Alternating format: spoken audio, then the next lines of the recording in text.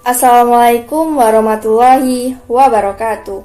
Yang saya hormati Bapak Dr. Samson Fajar MSosi selaku dosen pengampu mata kuliah Ibadah Akhlak dan Muamalah, dan kepada teman-teman yang saya banggakan. Puji syukur kita haturkan kepada Allah Subhanahu wa taala yang telah melimpahkan rahmat dan hidayahnya bagi kita semua. Salawat serta salam tak lupa kita curahkan kepada junjungan Nabi besar kita Nabi Muhammad SAW yang kita nantikan kelak syafaatnya di yaumil akhir nanti. Saya, Maya Kurnia, NPM 21310007, sebagai moderator yang akan memoderasi presentasi ini. Sebelumnya, izinkan saya memperkenalkan para pemateri kita.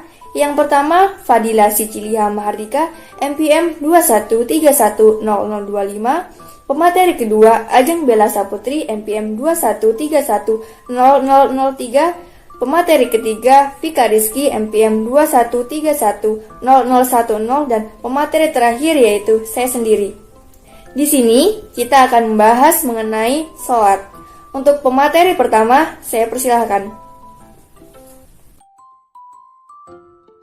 Di sini saya akan menyampaikan materi tentang hakikat sholat. Pada hakikatnya, sholat merupakan menghadapkan hati dan jiwa kita kepada Allah Subhanahu wa taala. Menurut istilah, sholat merupakan doa, sedangkan menurut syara, sholat merupakan ucapan-ucapan. Dalam melaksanakan sholat, juga ada ketentuan-ketentuan dan syarat sah sholat. Materi yang selanjutnya yaitu mengapa Allah Subhanahu wa taala mewajibkan sholat berdasarkan firman Allah pada Quran surat Al-Kautsar ayat 2 yang berbunyi fasholli lirabbika wanhar, yang artinya dirikanlah sholat karena Tuhanmu dan berkurbanlah, dan pada Quran surat Al-Maun ayat 4-5 yang berbunyi fawailul lil musallin alladzina hum an sholatihim sahun, artinya celakalah bagi orang-orang yang mendirikan sholat, yaitu orang-orang yang lalai akan sholatnya. Padahal, dalam mendirikan sholat juga kita mendapat keuntungan, yaitu terhindar dari perbuatan tercela dan mungkar. Selanjutnya, sholat juga merupakan tiang agama, maka barang siapa yang meninggalkan sholatnya sama saja ia telah meruntuhkan agamanya. Baik, saya di sini akan menjelaskan tentang tujuan dan fungsi sholat. Pengertian sholat adalah untuk melaksanakan kewajiban kepada Allah Subhanahu wa taala sebagai seorang muslim yang baik, sebagai tanda kepatuhan umat muslim kepada Sang Khalik, sebagai pembeda antara muslim dan non-muslim. Ada beberapa fungsi sholat, diantaranya adalah sebagai berikut. 1. Secara umum, fungsi sholat adalah untuk mengingatkan kita kepada Allah Subhanahu wa taala, menghindarkan rasa takut, menyembuhkan pokok-pokok dan asas-asas tauhid. Kedua, dilihat dari ilmu kesehatan, sholat memiliki fungsi sebagai berikut. A. Sholat mampu menyembuhkan rematik. B. Manfaat sholat untuk kelancaran sistem peredaran darah dan terapi penyakit jantung. C. Sholat merupakan gerak olahraga terbaik. D. Manfaat wudhu dan terapi penyakit kanker kulit. E. Manfaat sujud dan segi substansi kesehatan. F. Manfaat kekhusyukan dalam sholat. G. Kedahsyatan sholat tahajud dan subuh yang tepat waktu. Selanjutnya, akhlak dalam sholat. Dalam Al-Quran surat Al-Ankabur ayat 45, Allah Subhanahu wa taala berfirman, artinya, bacalah apa yang telah diwahyukan kepadamu, yaitu Alkitab atau Al-Quran, dan dirikanlah sholat. Sesungguhnya sholat itu mencegah dari perbuatan-perbuatan keji dan munkar, dan sesungguhnya mengingatkan Allah, sholat adalah lebih baik keutamaan dari ibadah-ibadah yang lain. Sholat sebagai salah satu bagian penting ibadah dalam Islam. Sebagian bangunan ibadah yang lain juga memiliki banyak keistimewaan, tidak hanya memiliki hikmah spesifik dalam setiap gerakan dan rukunnya. Sholat merupakan media komunikasi antara Sang Khalik dan seorang hamba. Media komunikasi ini sekaligus sebagai media untuk senantiasa mengungkapkan apapun yang dirasakan seorang hambanya. Keterkaitan sholat dan akhlak sinergis sholat dan sabar sebuah harmoni. Sejatinya, sholat adalah ibadah paripurna yang memadukan oleh pikir, oleh gerak, dan oleh rasa atau sensibilitas. Ketiganya terpadu secara cantik dan selaras. Kontemplasi dan riyadhan yang terintegrasi sempurna, saling melengkapi dari dimensi perilaku atau lisan atau al-bayan. Salah satunya dalam surat Al-Baqarah ayat 45, artinya, hai orang-orang yang beriman, jadikanlah sabar dan sholat sebagai penolongmu. Sesungguhnya Allah beserta orang-orang yang sabar. Berikut ini adalah nilai-nilai akhlak yang terkandung dalam proses menjalankan ibadah sholat. 1. Latihan kedisiplinan. 2. Melaksanakan sholat untuk ketentuan, tidak boleh seenaknya mengganti, memajukan ataupun mengundurkan waktu. 3. Latihan kebersihan. 4. Sebelum sholat, seorang disarankan untuk mensucikan dirinya terlebih dahulu, yaitu dengan wudhu atau bertayamum. 5. Latihan konsentrasi. 6. Sholat melibatkan aktivitas lisan, badan, dan pikiran secara bersamaan dalam rangka menghadapi ilahi. 7. Latihan sugesti kebaikan. 8. Bacaan-bacaan di dalam sholat adalah kata-kata baik yang banyak mengandung pujian sekaligus doa kepada Allah. 9. Latihan kebersamaan. 10. Dalam mengerjakan sholat sangat disarankan untuk melakukannya secara berjamaah atau bersama orang lain. Baik, materi selanjutnya akan dijelaskan oleh Vika Rizky. Kepadanya saya persilahkan. Baik, di sini saya akan menjelaskan materi mengenai hikmah sholat. Hikmah ibadah sholat sangat besar bagi kehidupan umat Islam, baik dari segi kehidupan pribadi maupun masyarakat. Pelaksanaan sholat itu sendiri telah menunjukkan adanya rasa kepatuhan diri seseorang terhadap Khaliknya, serta menunjukkan adanya rasa syukur terhadap segala apa yang dianugerahkan Allah, sehingga seorang hamba berhadapan dengan Tuhannya untuk menyampaikan segala puji-pujian yang maha agung. Abul Ala Maududi menjelaskan bahwa hikmah ibadah sholat tersebut diantaranya adalah muncul kesadaran kedudukan sebagai budak, memiliki rasa berkewajiban untuk melatih kepatuhan, menimbulkan rasa kepatuhan kepada Allah, munculnya kesadaran akan hukum Allah, praktik kebersamaan. Dengan demikian, dapat dipahami bahwa melalui ibadah sholat tersebut akan menumbuhkan sifat rendah hati karena menyadari bahwa manusia diciptakan untuk menghambakan diri kepada Allah dengan kewajiban menghambakan diri dan mematuhi kepada hukum-hukum yang datang dari Allah Subhanahu wa Ta'ala. Dan jika ibadah sholat itu dilaksanakan secara berjamaah, maka akan membawa dampak positif bagi pembinaan persatuan dan kesatuan antara umat Islam itu sendiri, serta menumbuhkan rasa kebersamaan di berbagai bidang.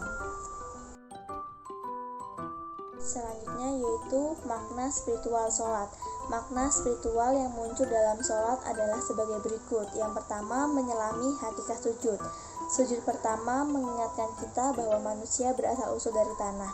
Dari tanah ia diciptakan dan tumbuh menjadi makhluk hidup yang diberi kepercayaan sebagai khalifah di bumi dengan segala aktivitasnya. Meski demikian, setiap manusia mempunyai ajal dan pada akhirnya juga ia kembali ke tanah. Yang kedua yaitu rahasia di balik sholat.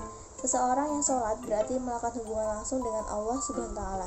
Dengan demikian tercipta rasa aman, tenang, damai, indah, sejuk, dan lapang di dada. Seperti yang dilukiskan Allah dalam surat Ar-Ra'd ayat 29, yang artinya yaitu orang-orang yang beriman dan hati mereka menjadi tentram dengan mengingat Allah. Ingatlah, hanya dengan mengingat Allah hati menjadi tentram. Karena itulah Allah Subhanahu wa Ta'ala menyerukan, dirikanlah sholat untuk mengingat aku, surah At-Toha ayat 14. Yang ketiga yaitu rahasia bangkit dari sujud. Bangkit dari sujud juga dianggap sebagai simbol dari kebangkitan kedua dan kebangkitan terakhir bagi manusia, sebagaimana diisyaratkan dalam Al-Quran surah At-Toha ayat 55 yang artinya yaitu dari bumi atau tanah itulah kami menjadikan kamu dan kepadanya kami akan mengembalikan kamu serta darinya kami akan mengeluarkan kamu pada kali yang lain. Yang keempat yaitu rahasia salam. Ketika seorang musolli sudah menunaikan 2 sujud terakhir, maka ia seperti merasa dalam puncak ketika dalam Al-Baqarah sesudah sujud terakhir. Seorang musolli mencapai puncak penyaksian atau tasyahud. Ketika dalam tasyahud, maka yang bersangkutan merasakan sebuah perasaan misteri seolah-olah ia merasa sangat tenang. Baik, selanjutnya materi akan disampaikan oleh Maya Kurnia. Kepada Maya Kurnia dipersilahkan. Baik, selanjutnya yaitu mengenai ancaman bagi orang yang meninggalkan sholat. Barang siapa yang melalaikan sholat, Allah Subhanahu wa Ta'ala akan menyiksanya dengan 15 siksaan. 6 siksaan di dunia, 3 siksaan ketika meninggal, 3 siksaan di alam kubur, 3 siksaan saat bertemu dengan Allah Subhanahu wa Ta'ala. Ketika malaikat Jibril turun dan berjumpa dengan Rasulullah, ia berkata, "Wahai Muhammad, Allah tidak akan menerima puasa, zakat, haji, sedekah, dan amal soleh seseorang yang meninggalkan sholat. Ia akan dilaknat di dalam Taurat, Injil, Zabur, dan Al-Quran. Demi Allah yang telah mengutusmu sebagai Nabi membawa kebenaran. Sesungguhnya, orang yang meninggalkan sholat itu setiap harinya akan mendapat 100 laknat dan murka. Para malaikat yang melaknatnya dari langit pertama hingga langit ketujuh. Orang yang meninggalkan sholat tidak memperoleh minuman dari telaga surga, tidak mendapat syafaat, tidak juga termasuk dalam umatnya. Ia juga ketika ia sakit itu tidak berhak dijenguk, tidak diantarkan jenazahnya, tidak diberi salam, tidak diajak makan dan minum, dan ia juga tidak berhak memperoleh rahmat dari Allah. Tempatnya itu akan di dasar neraka bersama orang-orang yang munafik. Siksaannya juga akan dilipat gandakan. Dan dia saat hari kiamat itu ketika dipanggil untuk diadili, dia akan datang dengan tangan terikat di lehernya.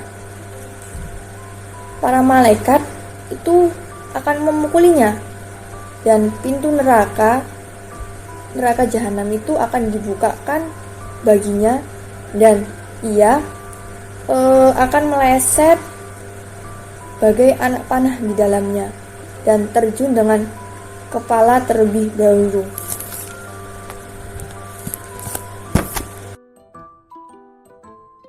Orang yang meninggalkan sholat karena urusan dunia akan celaka nasibnya. Siksaannya itu sangat berat sekali, merugikan perdagangannya, musibahnya sangat besar, penyesalannya itu pun sangat panjang. Ia juga dibenci dengan Allah Subhanahu wa Ta'ala dan akan mati dalam keadaan tidak Islam. Ia akan tinggal di neraka jahim atau kembali ke neraka hawiyah. Rasulullah SAW bersabda, "Barang siapa yang meninggalkan sholat hingga terlewat waktunya, lalu mengadanya, ia akan disiksa di neraka selama 1 hukuk atau 80 tahun. Sedangkan ukuran 1 hari di akhirat adalah 1000 tahun di dunia." Demikianlah tertulis dalam kitab Majelis Akbar. Orang yang meninggalkan sholat dan menentang kewajiban sholat atau tidak mengaku kewajiban sholat, orang seperti itu sudah termasuk dengan murtad. Allah itu menyamakannya dengan iblis, dan ia akan menjadi penghuni neraka selama-lamanya. Dan ada orang yang meninggalkan sholat dengan sengaja tetapi masih mengaku kewajiban sholat itu. Orang seperti itu belum termasuk murtad, hanya mereka belum mau atau belum sampai melaksanakannya. Dan orang yang meninggalkan sholat dengan tidak sengaja karena tertidur atau terlupa dan sebagainya, wajib atasnya menunaikan sholat yang terlupa itu. Jadi dari penjelasan di atas bahwa seseorang yang meninggalkan sholat dengan alasan tertentu, maka ancaman hukumannya yang pantas untuknya adalah kekafiran dan neraka jahanam. Demikianlah pemaparan materi kita ini. Jika ada kesalahan kami mohon maaf, dan kepada Allah kami mohon ampun. Saya akhiri, wassalamualaikum warahmatullahi wabarakatuh.